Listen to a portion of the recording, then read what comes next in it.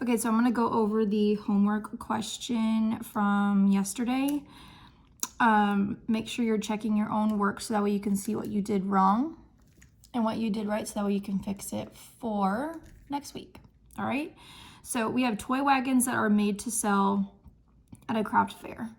It takes 4 hours to make a small wagon and 6 hours to make a large wagon. Now, that is not my objective function because it is not talking about worth. Okay, it's talking about hours, right? Because it says the next sentence, if you continue reading, the owner will make a profit of $12 for a small wagon and $20 for a large wagon. So keyword here is profit. That is going to be your objective function. So your objective function, let's define our variables first. Okay, I'm going to make an X. I'm going to have a Y. So I'm going to make X my small wagons. And I'm going to make Y my large wagons. All right, so my objective function deals with my profit or my worth. So for every small wagon, it costs $12. So 12x plus for every large wagon, it costs $20. So there's my objective function. All right, now I can kind of cross off that sentence because I'm done with it.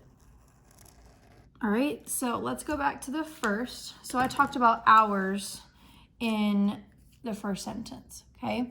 So just like I've been saying in the last couple problems, every sentence has a specific topic almost, okay? So my first constraint is going to deal with the amount of hours it takes to make these wagons, okay? So all my hours are going to be combined into one constraint. All right, so go back. It says it takes 4 hours to make a small wagon and 6 hours to make a large wagon. Don't write anything yet. It says the owner has no more than 60 hours to make a wagon. So 60 hours, 4 hours, 6 hours. Okay, so if I have 4 hours available for every small, 6 hours available for every large, and I only have 60 hours to work, maybe let's say that's a week, okay? I cannot go over that because it says no more than 60 hours, okay? So I'm going to say 4 hours for every small plus 6 hours for every large has to be less than or equal to 60. Okay, so there's my first constraint. My second constraint, if we continue reading, says, and wants to make at most 6 small wagons to sell.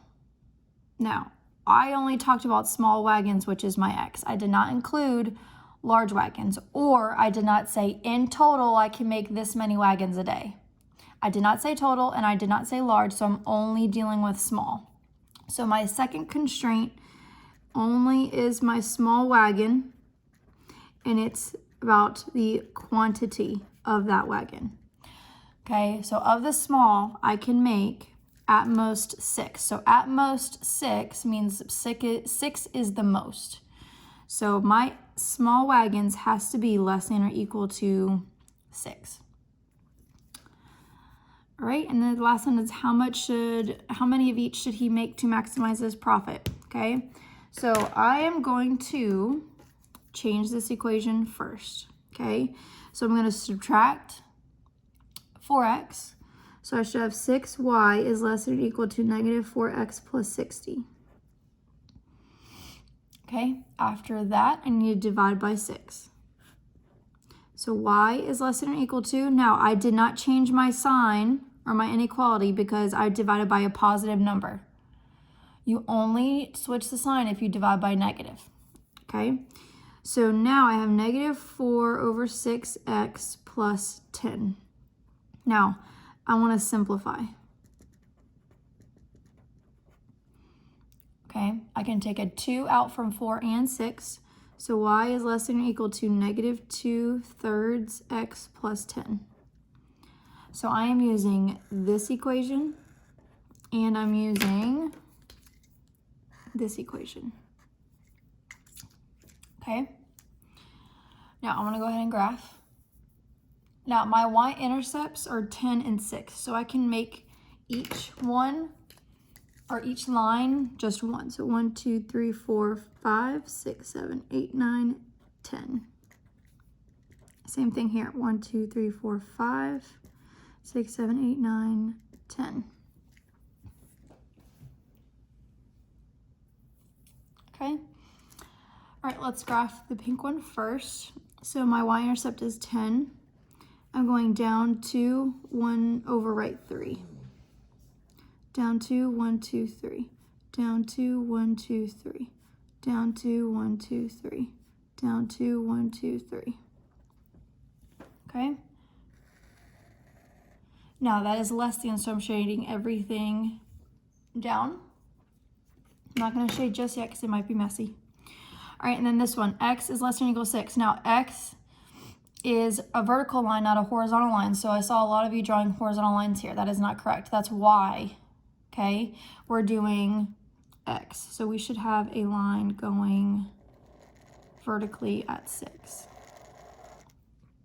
Okay, and it is less than, so everything is going to be shaded to the left.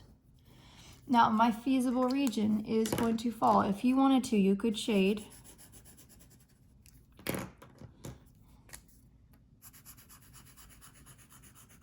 okay, remember my feasible region is my overlapping, okay? So everything that overlaps is in this shape here, okay? Now, after this, I'm going to label my vertices. So I have 0, 0. I have 6, 0. I have 6, 6. And I have 0, 10.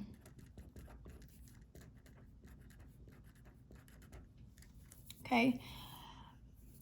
Now, I'm going to take those vertices. Now,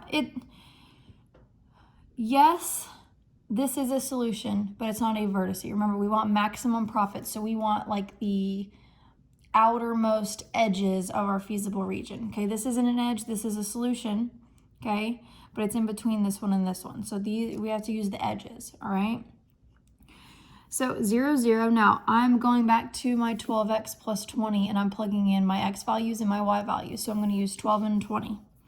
So 12 times 0 plus 20 times 0 is 0. 12 times 6 plus 20 times 0, this is 72. 12 times 6 plus 20 times 6, I need a calculator for this. So 72 plus 120.